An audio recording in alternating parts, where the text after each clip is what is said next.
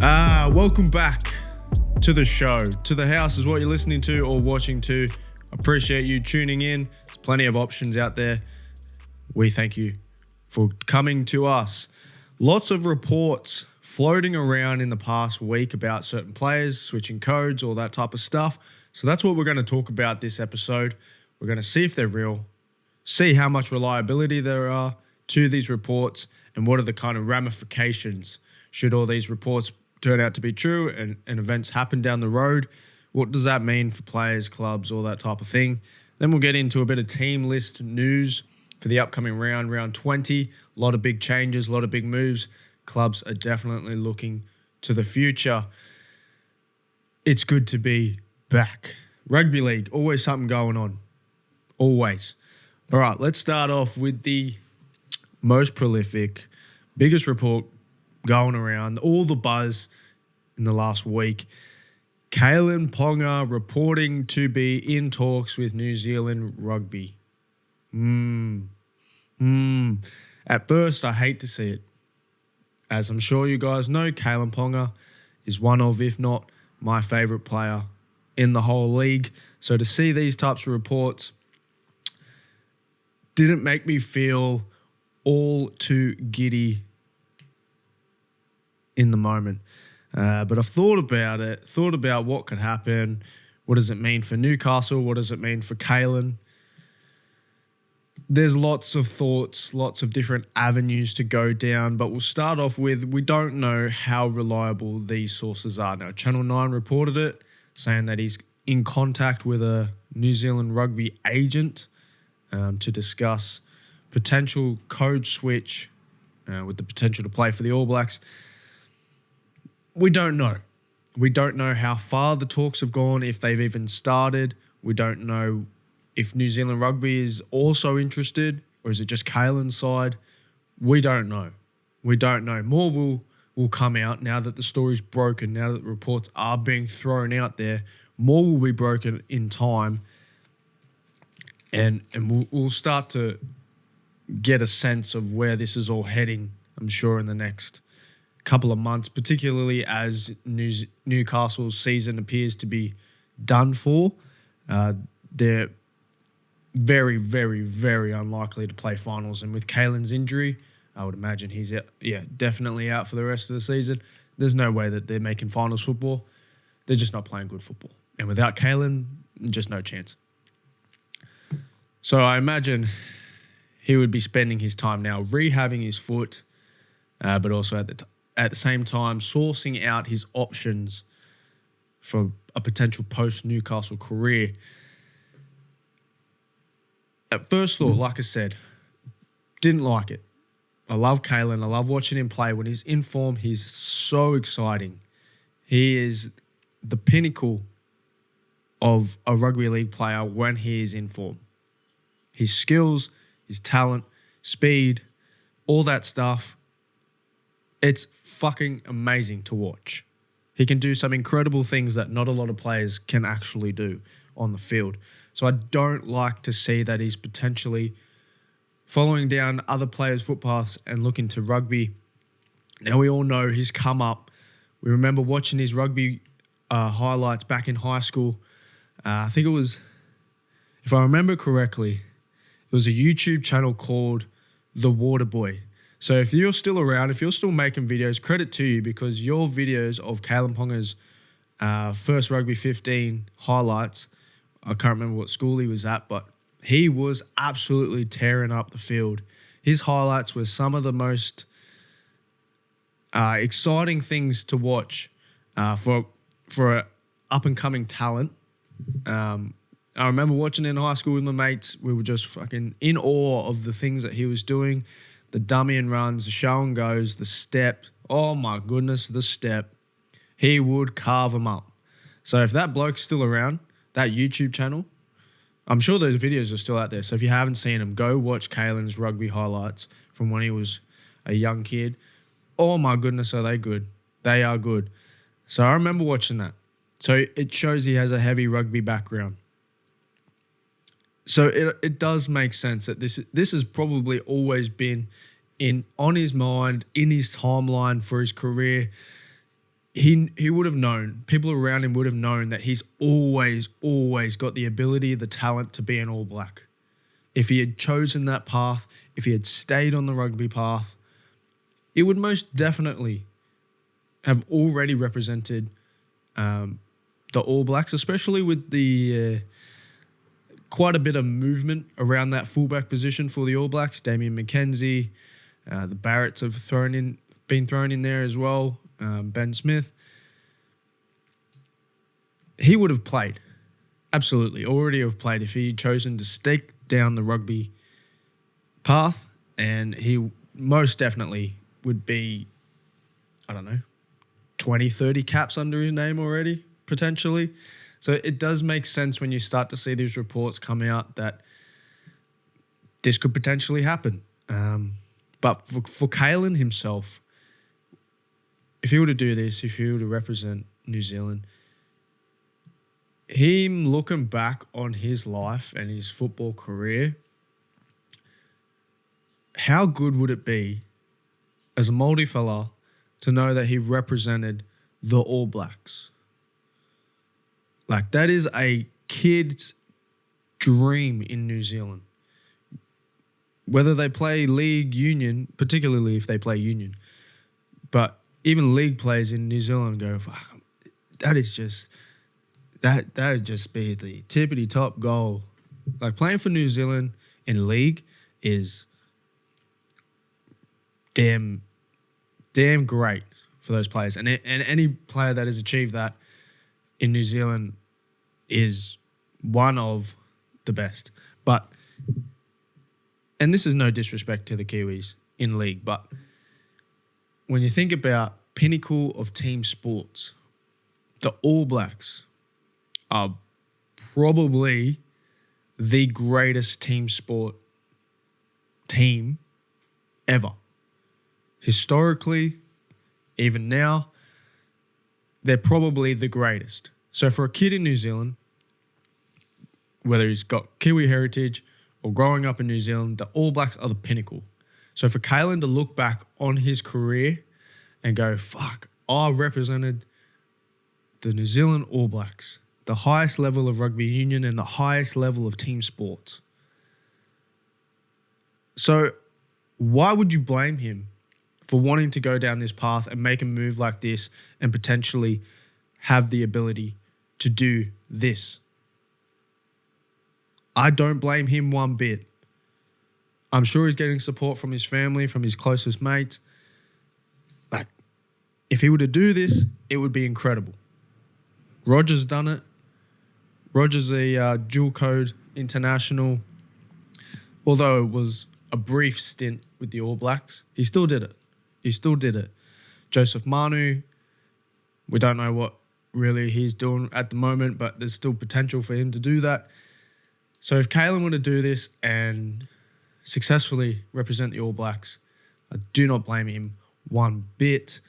And as I'm sure you've seen Andrew John's video, he's very supportive and just says, thank you for what you've done for Newcastle. Newcastle aren't where they'd like to be, but they're more relevant. They would have had bigger success outside of the football team in terms of the brand, in terms of the club. He has brought a lot to the NRL and to Newcastle.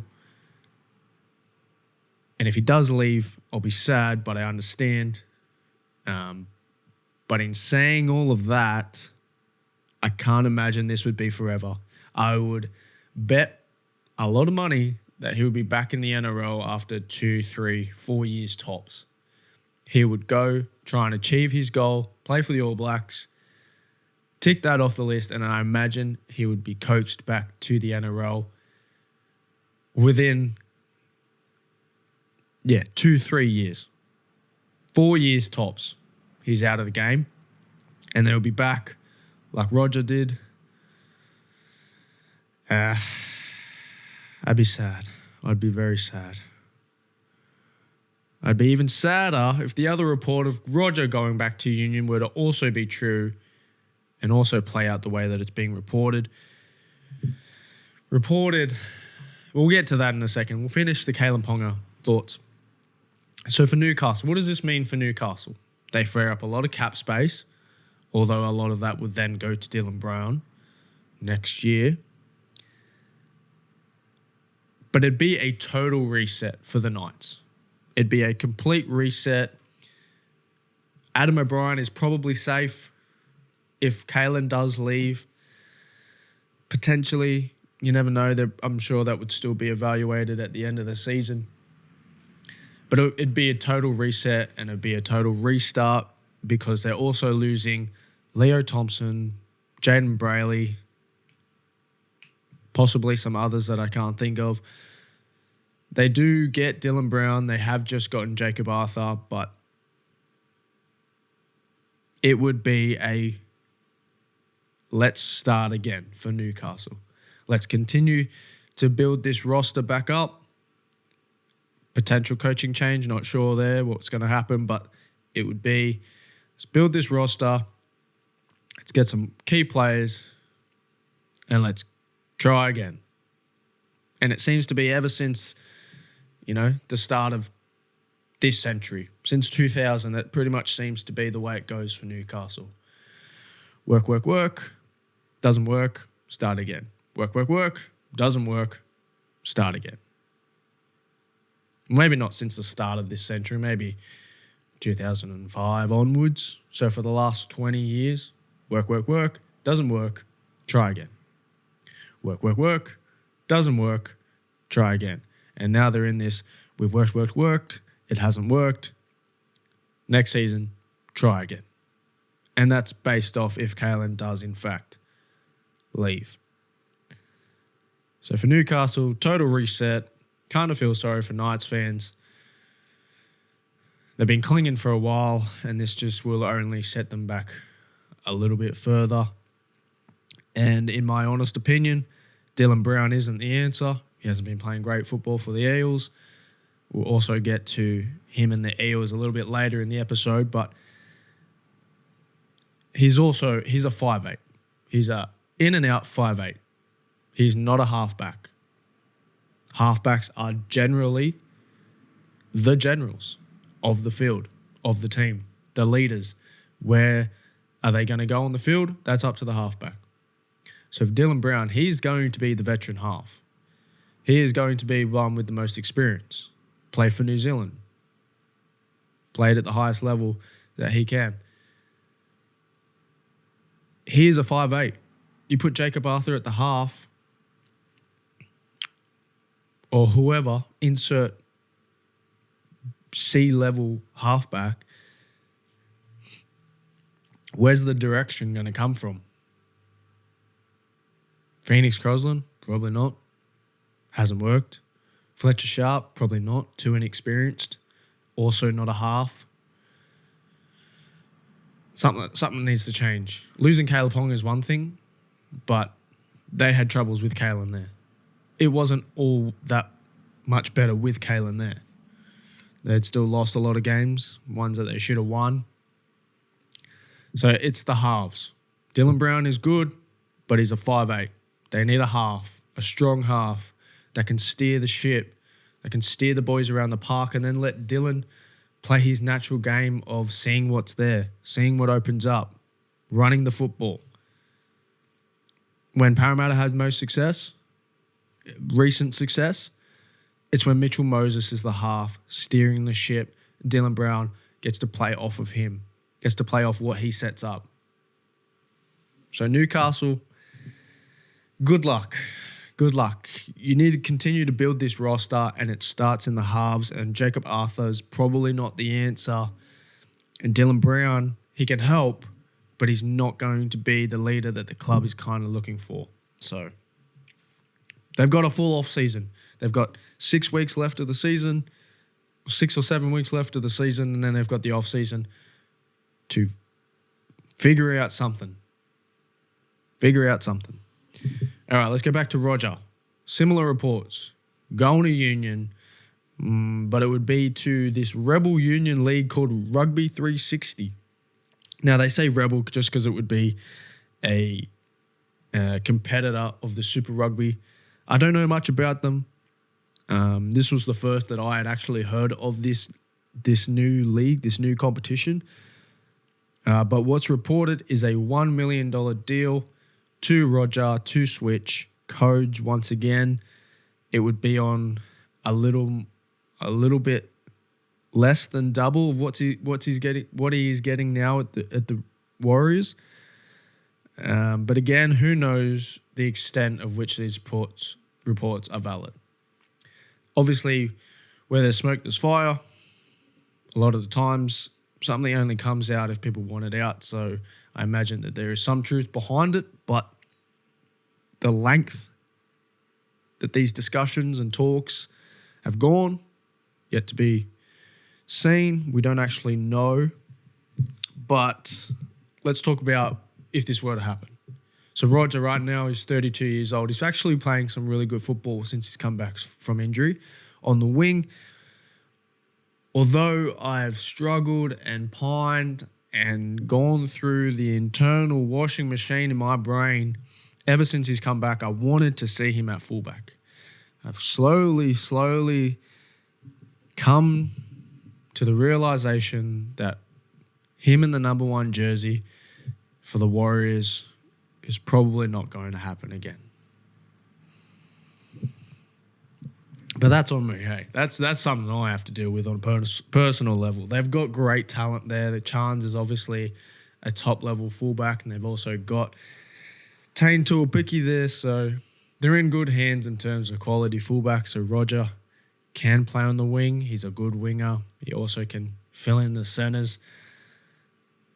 So that's a side note that I have to deal with. But he's actually been playing some really good football on the wing, but he's 32 years old. If he were to leave, I would have to imagine that it's very likely this would be the last we see Roger in the NRL. I could be wrong. He might switch codes for 1 year, 2 years, and then come back and do a 1 or 2 year last stint in the NRL because people will sign him. He will have a market if he decides to come back to the NRL. His talent, his resume, his experience, his reputation, his skills, like everything involved with Roger, he will have a market. Any team would take him, whether that's to play fullback, wing, center, whatever. He will have a market should he decide to come back. But it is unlikely. I will say that. It is unlikely, especially if there were to be another injury in his future. I hate to say it. This makes me sad. These two are Roger was my favourite player before he left. Then he left. I had to fill that void, and that void was filled with Kalyn Ponga. Now both of them are going to leave the NRL. You're lucky I love fullbacks. There's also Kaya and Tom that I love watching, and Nico I love watching. But man, as an individual, this hurts. If these reports are true, if it plays out the way that it's been reported and they both leave, I'm going to be very sad. Maybe there won't be an episode for the rest of the season and for the whole next season because I just need some time to deal with it and get over it. Two of the best number 1s in the league, two of my favourite players potentially leaving the NRL. Whew. That's sad to think about. But who knows? It may not happen. It may not happen. It might just be reports.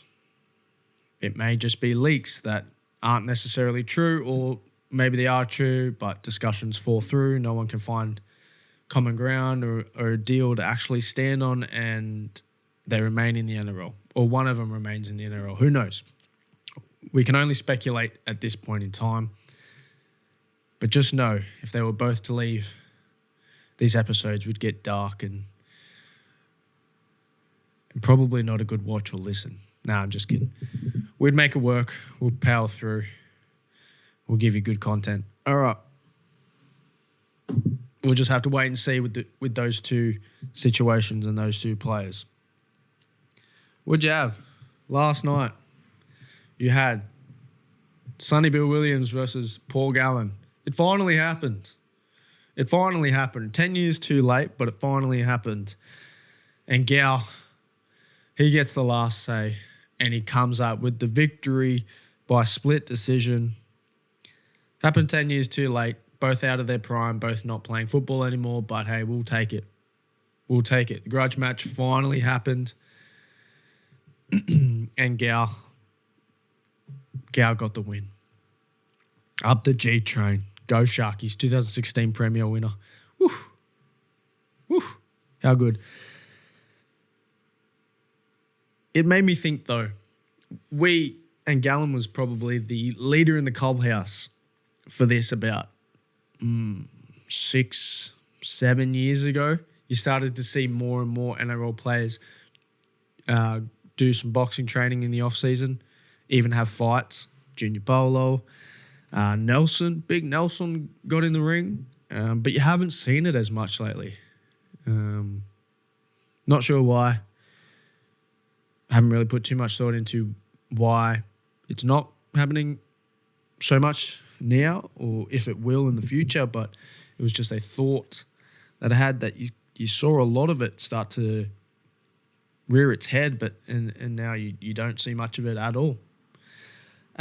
But I mean, as much as I love boxing, as much as I love to see players explore their other options in the off season when they've got the time to do that, the decrease in this shows that means potentially they're putting that energy and that effort into recovering in the off season, into different styles of training, and making sure that they come into preseason already in somewhat decent shape.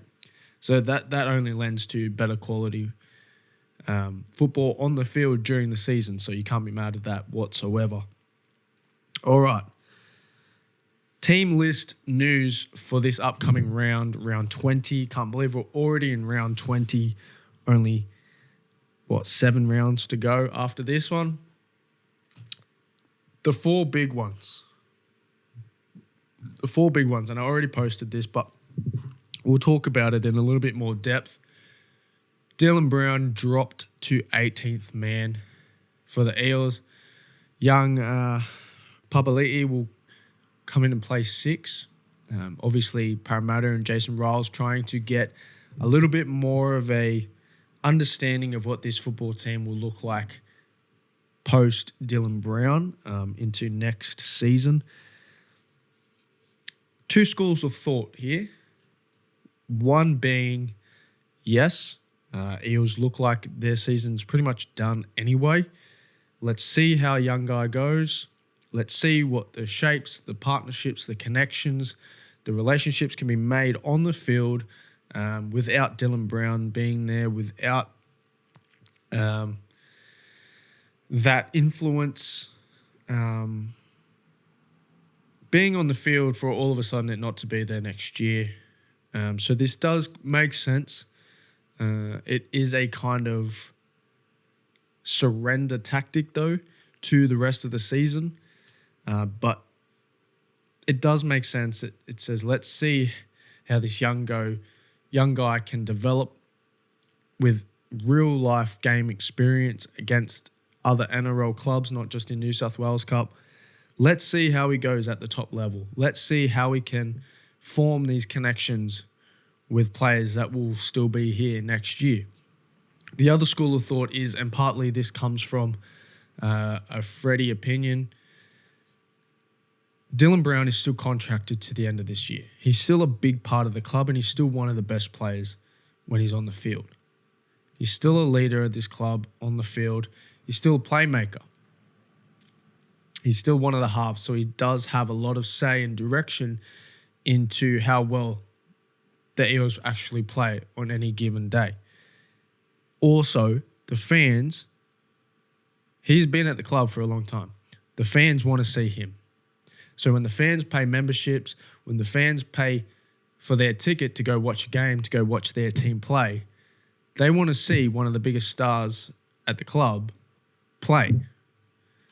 So it's kind of doing the fans a little bit of injustice for the remainder of this season.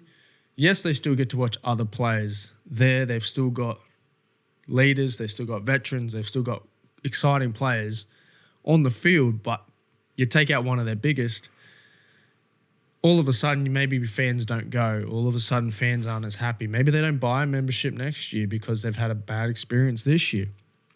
It's a similar discussion in the NBA.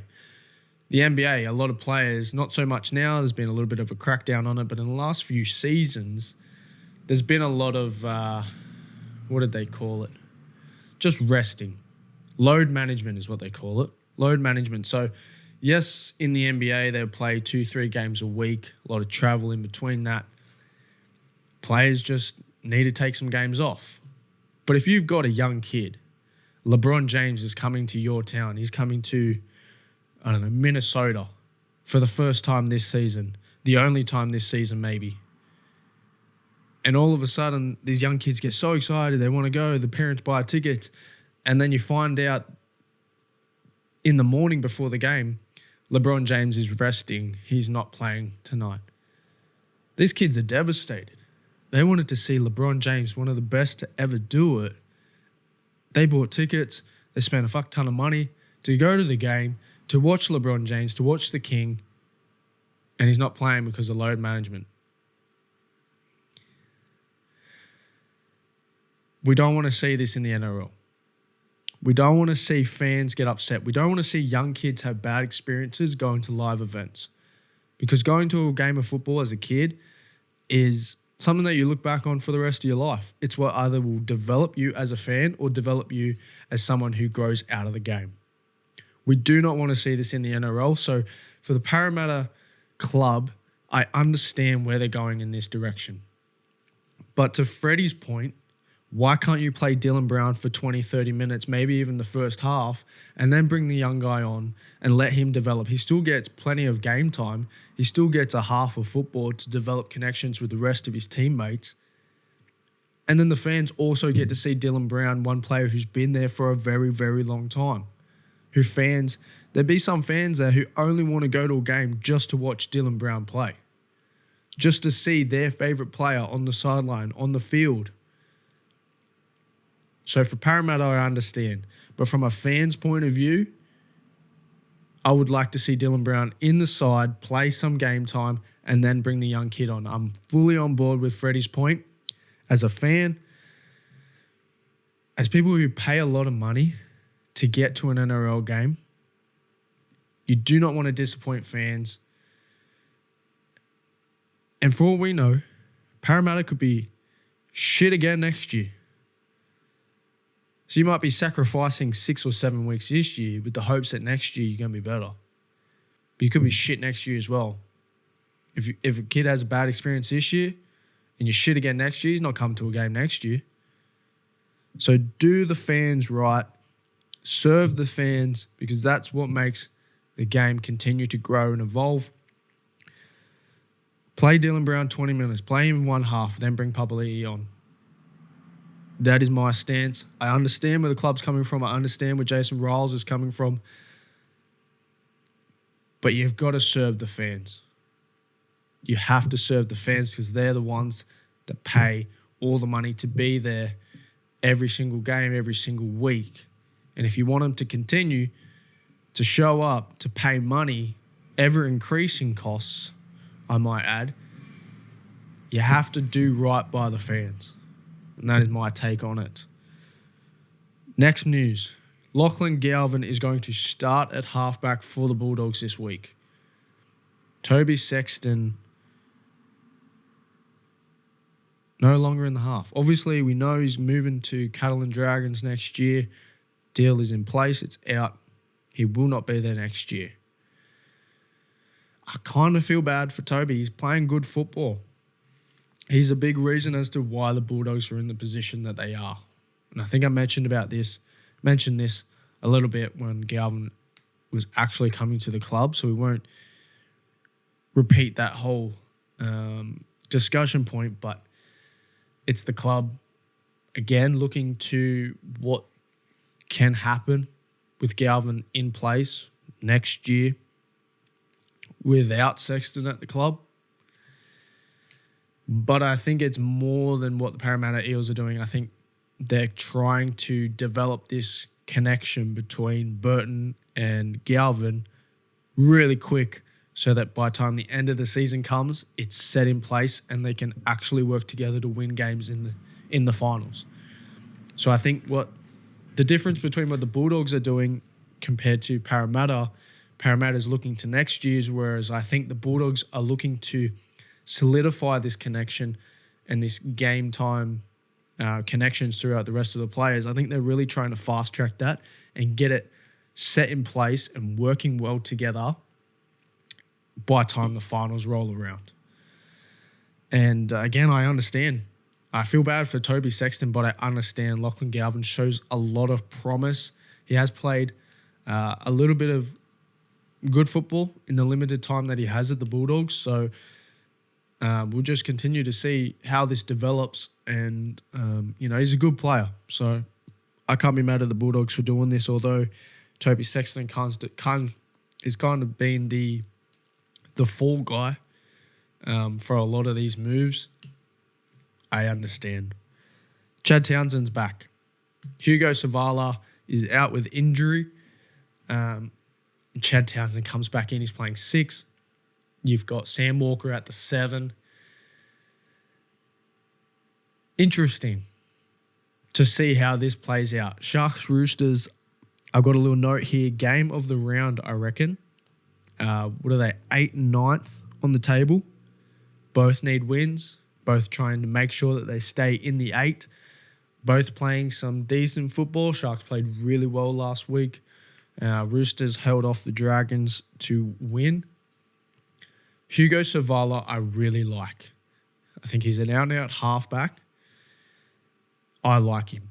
If he comes back pretty quick and plays some really good football for the rest of the year, I could see him winning Rookie of the Year. Absolutely. I could see him winning Rookie of the Year. I really liked watching him play. I think his development is further along than what a lot of people would have expected. And the club's in good hands with him and Sam Walker, should they both stay for the foreseeable future. A little bit of adjustments will be need to made because I believe by watching both of their games that Hugo Savala is more of a traditional halfback than Sam Walker. Sam Walker can play a 6 or a 7. He's a little bit more versatile that way. But at the same time, the club has developed a lot of time and effort into Sam Walker. Their loyalty should be with him. And if he wants the 7, he should get the 7. Hugo will take the step down to play 6, which I think is that is how it will play out next year. But I could also see Hugo getting the 7 because he's a more traditional 7 and Sam Walker can play that 6 or 7. We'll see how that plays out. But Chan Townsend's back, got dropped because he wasn't playing good football. Hugo Savala came in and played good football, so he maintained his spot. Townsend couldn't get back into the side, even with Sandon Smith there, because Sandon was also playing good football in the 6. But now he's got a chance. Chaddy's got a chance. Now, I've got a soft spot for Chad because he played at Cronulla. He put time and effort into Cronulla in 2 stints. So let's see if Chaddy can come back in, play some good football and cement his spot for the rest of the year. We'll see. We'll see. Last one that we'll talk about, Taylor May. He's coming back to the NRL and he's going to make his debut this weekend for the Tigers alongside his brother. I don't really want to speculate too much about how this is going to play out. He's been out for a few years, but he does come from a high pedigree club. He has played with a lot of excellent players. He's won premierships at the Panthers. He's going to play wing. I imagine that's where he'll stay. I don't know how much game time he's going to get for this season, and Tigers kind of haven't quite reached the heights they were maybe expecting this year. Maybe the fans were expecting this year. But they've still got some good game in them. So we'll see how he goes. We'll see. I like seeing brothers play together. You also got the Finey brothers playing together there. now at the May brothers. I like seeing brothers play together. So I'm excited to see how he goes in his first game back. All right, last little one. I mentioned it earlier. Sharks, Roosters. Friday night game is going to be the game of the round. The performance that Nico put in last week against the Dolphins showed that he was willing to step up to the plate and take control of this team. There was a lot of speculation, a lot of experts giving their opinion on what the Sharks needed to do to get back on the track to play finals. And a lot of that had to do with a spine reshuffling, putting Nico to fullback, bringing Daniel Atkinson in to play halves. Didn't really leave much for Will Kennedy to fit in for that team. A lot of speculation, a lot of opinions, and Nico silenced everyone up. He had the 7 on his back. He did what he did in his Dally M year, and he took control. He was aggressive. He took on the line. He played straight and direct, and he won the game for the Sharks. He won the game for the Sharks against the Dolphins. No one else but Nico. And that is what he needs to continue to do for the Sharks to have a good chance of playing finals football. Not quite sure how the ladder in that 5 to 8 range actually looks right now. So I'm not sure how likely a top 4 finish is for the Sharks, but to finish 5th or 6th is important over 7 or 8. So Nico needs to continue to take control, take charge of this team, play straight, play direct, and win games for Cronulla. And the Roosters, obviously a little bit of reshuffling in the halves with injury, but the Roosters can play dominant football on attack. They can also put up a lot of points from a lot of different players. Marky Mark, Tedesco, Sam Walker, Chatty Townsend, the wingers, centers are playing good football. Their halves have the great ability to offload, and they'll go all day. They got a lot of young guns too coming off the bench who are showing some promise. So this will be a great game. They both need wins. They both can score lots of points. So I wouldn't be surprised to see a high-scoring game here. Just depends who wants it most. Who's going to show up tomorrow night and want to win this game? Go Cronulla. BTW. All right, that's going to do it. Jeez, we talked about quite a bit this episode. All right, hope you enjoyed it. Stay tuned for next week. If you decide to come back, we appreciate it. If not, all good. All good. All right. See you later.